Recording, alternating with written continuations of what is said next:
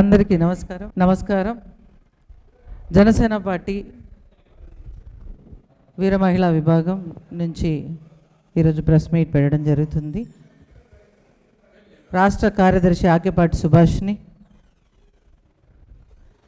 తిరుపతి పట్టణ ఉపాధ్యక్షురాలు లక్ష్మి, తిరుపతి పట్టణ ఉపాధ్యక్షురాలు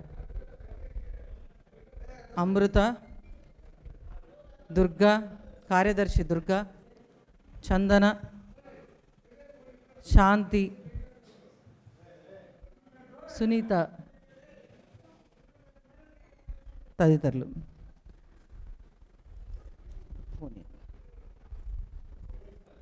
నిన్న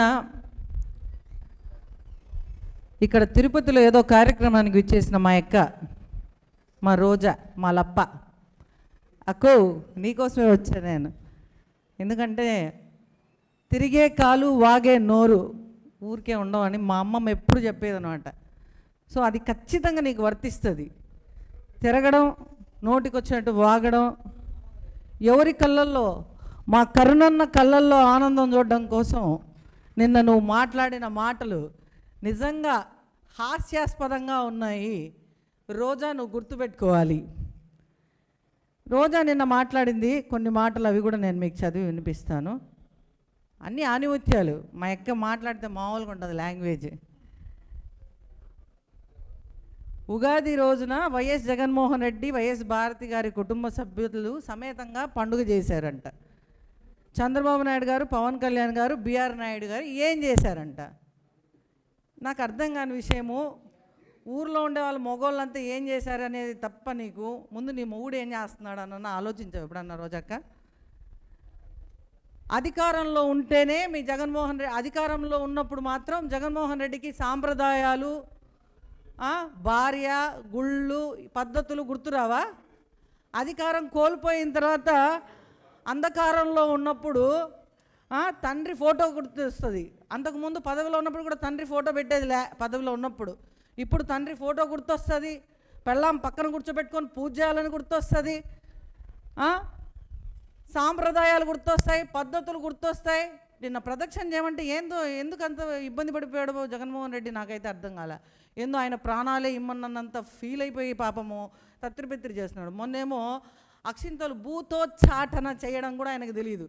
భూతోచ్చాటన చేసేటప్పుడు ఉత్తిష్టంతు భూత పిచాత అయితే భూమి భారక అని ఇలా చదివి వేస్తాం.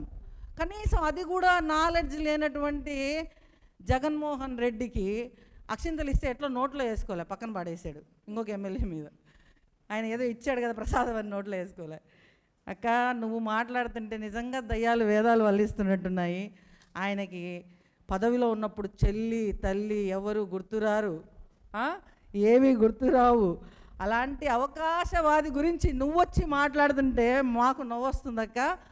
నోరు అదుపులో పెట్టుకొని, నీకు చాలాసార్లు చెప్పినా కూడా నీకు సిగ్గు శరణ లేకుండా చంద్రబాబు నాయుడు గారు ఏం చేశారు, బిఆర్ నాయుడు గారు ఏం చేశారు, పవన్ కళ్యాణ్ గారు ఏం చేశారు, లోకేష్ బాబు ఏం చేస్తున్నాడు, నీకు ఏం కావాలో చెప్తే ఖచ్చితంగా అదే చేయమని వాళ్ళకి ఏదైనా మేము వినతి పత్రం ఇస్తాం. పాపం నిన్న ఇక్కడికి వచ్చావు కదా, కరుణన్న ఏమైనా మంచి బ్రాండ్ ఇచ్చాడా ఏమో నాకు అర్థం కాలేదు. ఆ కళ్ళల్లో ఆనందం చూడడానికి నీ అగసాట్లు మా కళ్ళ ముందర కట్టినట్టు కనిపించాయక్క. ఈమె నిన్న మాట్లాడింది కదా పెళ్ళాలు, ఇంకొక మాట కూడా అనింది. పాయింట్ టు పాయింట్ మాట్లాడతానక్క, నీకు పాయింట్ టు పాయింట్ మనకి ఎంత చెప్పినా సిగ్గు సరి ఉండదు అనుకో. ఈ గాడిదలు ఎక్కడికి పోయాయి, ఏమి చేస్తున్నాయి? పవన్ కళ్యాణ్ ఆయన భార్య కలిసి ఎందుకు ఉగాది చేసుకోలేదు? ఉగాది రోజు చంద్రబాబు నాయుడు గారు ఆయన భార్యతో ఎందుకు ఉగాది చేయలేదు? పండగ రోజు లేకుండా హెరిటేజ్లో పాలు బిసుకుతున్నారా? అవునక్క, పనికిమాలిన గాడిదలు పోయిన గత ప్రభుత్వంలో రాష్ట్రాన్ని నాశనం చేస్తే ఆ గాడిదలు మళ్ళీ తిరిగి వచ్చి ఇక్కడ పిచ్చి వేషాలు వేయకుండా ఆ గాడిదలకు తగిన బుద్ధి చెప్పడానికే పవన్ కళ్యాణ్ గారు, చంద్రబాబు నాయుడు గారు, లోకేష్ గారు మళ్ళీ ఇక్కడ ప్రజల జీవితాల్లోకి ఈ అడ్డగాడిదలు అడ్డంగా రాకుండా, అడ్డంగా తినడానికి, మళ్ళీ రాష్ట్రం మీద పడి దోచుకోవడానికి రాకుండా సాయశక్తులా కృషి చేస్తున్నారు, గాడిదల కోసమే పని చేస్తున్నారు అనేది మాత్రం నువ్వు గుర్తుపెట్టుకో రోజక్క. ఉగాది పండుగ ప్రతి ఇంట్లో ఆనందం కలగాలని, ప్రతి ఇంట్లో ప్రతి ఒక్క వ్యక్తికి సుఖ సంతోషాలతో ఉండాలని పవన్ కళ్యాణ్ గారు, చంద్రబాబు నాయుడు గారు, లోకేష్ గారు, బిఆర్ నాయుడు గారు ప్రతి ఒక్కరు ట్వీట్లు చేశారక్క. నీకు కనిపించట్లేదేమో, వాళ్ళు కూడా వాళ్ళకి ఇళ్ళల్లో ఒక ఫ్యామిలీలు ఉంది. అయినా నిన్న మాట్లాడుతూ నువ్వు అన్నావు వాళ్ళ పిల్లలు పక్కన లేరా. నీకు ఏందో నాకు అర్థం కావడంలే. మీ జగనన్న ఇక్కడికి వస్త్రం కోసం వచ్చినప్పుడు పిల్లలు ఉండాలి కానీ ఉగాది పండగ కోసం పిల్లలు ఉండదు. మరి నీ మొగుడు ఎక్కడ పోయినాడు? అడ్డగాడిదా రోజా? నీ మొగుడు నీతో పాటి పూజలో లేడే అంటే మన అన్న ఏమన్నా సరే సారీ అన్న కాదు నాకు బావ, మా బావ ఇంకో సెటప్ ఏమైనా సెట్ చేసుకున్నాడా, లేకుంటే నువ్వెవరితో చేసుకున్నావో కొంచెం క్లారిటీగా చెప్పు. అంటే మనకు మాత్రం మనం చేసేవన్నీ చెప్పేవన్నీ శ్రీరంగ నీతులు, చేసేవన్నీ వేరే పనులు అని నువ్వు చేస్తే వ్యాపారం, మేము చేస్తే ఇంకొకటి. అంటే ఎట్ట చెప్పు? నీకు మాత్రం మొగుడు ఉండబడలా, ఇంకొకళ్ళకి మాత్రం పిల్లలు ఉండాలి. పిల్లలు వాళ్ళకి పనులు ఉన్నాయా, వాళ్ళు ఎక్కడున్నారో నీకు చెప్పాలా, ఫోటోలు పెట్టాలా, సరిపోతుందా? లేకపోతే నిన్ను కూడా తొడబోవాలా? ఎక్కడికి పోతే అక్కడికి ఏం మాట్లాడుతావు? అడుదిరి బిఆర్ నాయుడు గారి దగ్గరికి వస్తావు, అడుదిరి పవన్ కళ్యాణ్ గారి దగ్గరికి వస్తావు, అడుదిరి లోకేష్ బాబు దగ్గరికి వస్తావు. నీకు ఏం అవసరము? అసలు ఎందుకు మాట్లాడను? అంటే ప్రజల సమస్యలు లేకుండా పరిపాలన జరుగుతుంది గత 2 సంవత్సరాలుగా. కాబట్టి మీకు సమస్యలు లేవు. ఆ సమస్యల మీద మాట్లాడడానికి సమస్యలు లేవు కాబట్టి వ్యక్తుల మీద మాట్లాడితే ఏదో జగనన్న కళ్ళల్లో ఆనందము, మా కరణన్న కళ్ళల్లో ఆనందము. ఇంత దూరం వచ్చినందుకు ఆ బ్రాండో, చీరో, పట్టు చీరో మొన్న అందరికీ సన్మానాలు చేశాడు. నీకు కూడా అట్ట సన్మానం ఏమైనా చేశాడో మరి పర్సనల్గా మాకు తెలియదు. గుడిసెట్లు వేసుకొని గుడిసెట్టు పనులు చేసింది వైసీపీ ప్రభుత్వం. ఎప్పుడు సనాతన సాంప్రదాయాల గురించి బయటకు వచ్చి మాట్లాడిన వ్యక్తి పవన్ కళ్యాణ్ గారు. గుర్తుపెట్టుకో రోజా, నోరుందని మాట్లాడితే పళ్ళు రాలగొట్టి చేతిలో పెడతా. పవన్ కళ్యాణ్ గారిని అనే అర్హత నీకు అస్సలు లేదు. ఎవరిని పడితే వాళ్ళని మాట్లాడడానికి పడ్డానికి ఇక్కడ మేమేమి అమాయకులైతే కాదు. ఇంకొక మాట అనింది, భారతి గారు సంతోషంగా పండగను జరుపుకున్నారు, జగన్ గారు, భారతి గారు. మరి ఈ భారతి అనే అడ్డగాడిద 5 ఏళ్ల ముందు ఎక్కడికి పోయిందమ్మా? మేము అనకూడదు, నువ్వు అన్నదానికి నేను చెప్పాను. యస్మిన్ యథావర్తితవ్యయో మనుష్య తస్మిన్ తదావర్తితవ్యం స్వధర్మ.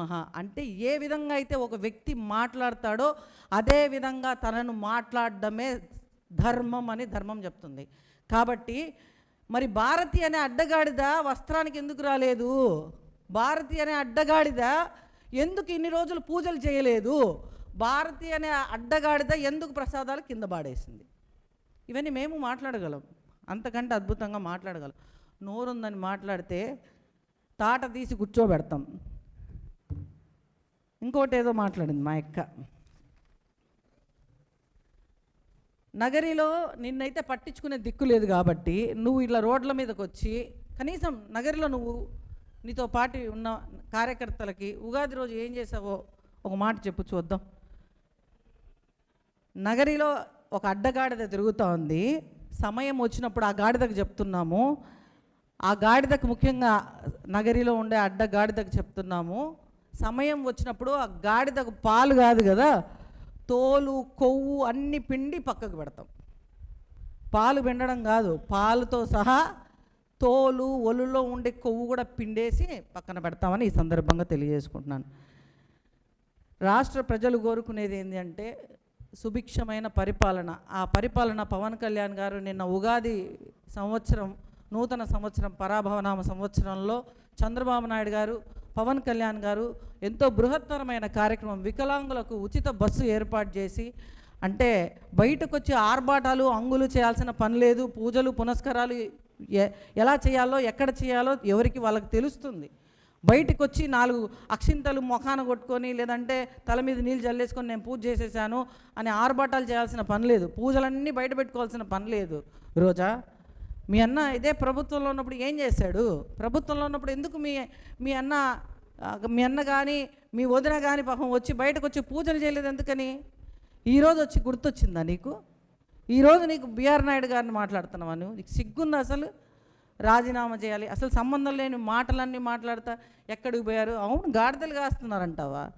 మీరందరూ అడ్డమైన గాడిదలు కాబట్టే మిమ్మల్ని మళ్ళీ తిరిగి ప్రభుత్వంలోకి రాకుండా చేయడమే మా ఉద్దేశం. కాబట్టి అదే పనిగా ప్రజల పక్షాన ఉంటున్నాం కాబట్టి మిమ్మల్ని ఖచ్చితంగా తరిమి కొట్టడమే ధ్యేయంగా పెట్టుకున్నాం కాబట్టి మీరు అలాగే అనుకోండి, కూడా తప్పులేదు. మాకు నోరుందని మాట్లాడితే మాకు అంతకంటే నోరుంది, మేము కూడా మాట్లాడతామని గుర్తుపెట్టుకోవాలి. రోజా నువ్వు అని మనం మాట్లాడేటప్పుడు మన మొగుడు కూడా పక్కన పూజకు ఉండాలి. లేకుండా వేరే వాళ్ళని మాట్లాడితే మనల్ని కూడా అలాగే చూపిస్తారు. మన మొగుడు ఎక్కడ పోయినాడో పాపము. కాబట్టి నోరుందని మాట్లాడితే ఖచ్చితంగా మళ్ళీ మీరు ప్రభుత్వంలోకి వస్తాము అని కలలు కంటున్నారు, అదైతే మర్చిపోండి. మీకు మళ్ళీ ప్రజలు మిమ్మల్ని నమ్మే పరిస్థితుల్లో లేరు. నువ్వు అన్నావు ఇప్పటికీ కూడా మీరు ఛాలెంజ్ చేస్తున్నావు కదా, నువ్వు అదే నగరిలో చెప్తున్నా ఆర్భాటంగా మాట్లాడావు కదా ఈరోజు పొద్దున. అదే నగరిలో నువ్వు మున్సిపాలిటీ ఎలక్షన్స్లో కానీ, ఇంకొక ఎలక్షన్స్లో కానీ, పంచాయతీ ఎలక్షన్స్లో కానీ రేపు ఏ మాత్రం గెలుస్తావో నేను చూస్తా రోజా. ఏమీ లేదు, నీ అన్న కళ్ళల్లో ఆనందం చూసినా కూడా నీ బతుకులేదు. ఇంకొకటి ఏంటంటే ఇప్పుడు ఇవన్నీ మాటలు ఈ రోజా ఎందుకు మాట్లాడుతుందంటే, పాపం ఇప్పుడే వైఎస్ విజయమ్మ గారు ఒక లెటర్ ఇచ్చారు, పాపం ఇష్యూ చేశారు. ఆవిడ ఆవేదన గురించి ఇప్పుడు ఈ నగరి అడ్డగాడిద మాట్లాడుతుందో లేదో. ఏ రోజా మాట్లాడతావా వచ్చి? మా అన్న పూజ చేసుకున్నాడు, మా అన్న పంచ కట్టుకున్నాడు, మా అన్న పూజలు చేసినాడు అనేది కాదు. ఇప్పుడు వాళ్ళ అమ్మ మాట్లాడుతుంది, వాళ్ళ అమ్మ బాధ పాపం విని చెప్పు ఒకసారి. వాళ్ళ అమ్మ ఏం మాట్లాడిందంటే, ఆస్తులన్నీ పాపం నా నలుగురు మనవాళ్ళు మనవరాళ్ళు ఉన్నారు నాకు, ఇద్దరు జగన్కి, ఇద్దరు షర్మిలా గారికి. సో వాళ్ళ నలుగురికి చెందాల్సిందే తప్ప ఎవ్వరికి ఇది ఇప్పటిదాకా ఉమ్మడి ఆస్తే అని మాట్లాడింది. మరి రేపు ఈ అడ్డగాడిది వచ్చి ఈ విషయం గురించి మాట్లాడి సదరు పాపం మహిళ అమ్మ ఆమె వైఎస్ రాజశేఖర రెడ్డి గారి భార్య, జగన్మోహన్ రెడ్డి గారికి అమ్మ, ఆమె గురించి ఎంత సపోర్ట్ చేసి ఇదే ప్రెస్ క్లబ్లో నుంచి నేను ఛాలెంజ్ చేస్తున్నాను, రోజా నువ్వు వచ్చి మాట్లాడగలిగే సత్తా, ధైర్యం, దమ్ము నీకుందా అని నేను అడుగుతున్నాను. ఒక మహిళ పక్షాన ఒక మహిళ నిలబడాలంటారు కదా, మరి నువ్వైతే నీ పార్టీలకు అతీతంగా ఒక మహిళ కోసం పోరాడతానంటావు కదా, వచ్చి విజయమ్మ పక్కన నిలబడి మాట్లాడగలవా? నీకు ఆ దమ్ముంటే ఛాలెంజ్ చేస్తున్నాను ఈ విషయంగా రేపు వచ్చి. ఇది మీరు కప్పిపుచ్చడం కోసం జగన్మోహన్ రెడ్డి ఆస్తులు కబ్జాలు చేస్తున్నాడు, లక్షల కోట్ల ఆస్తులు దోచుకున్నాడు, తల్లిని చెల్లిని తరిమేశాడు. ఇవి ఎక్కడ బయటపడతాయో అని ముందస్తుగా మీరే వచ్చి అందరి నెత్తిన చెత్త పోస్తే సరిపోతుంది అనుకుంటే ఏనుగు తన మీద తను చెత్త పోసుకున్నట్టు ఉంటుంది. రోజా గుర్తుపెట్టుకో. Thank you so much. ఎవరైనా మాట్లాడతారా?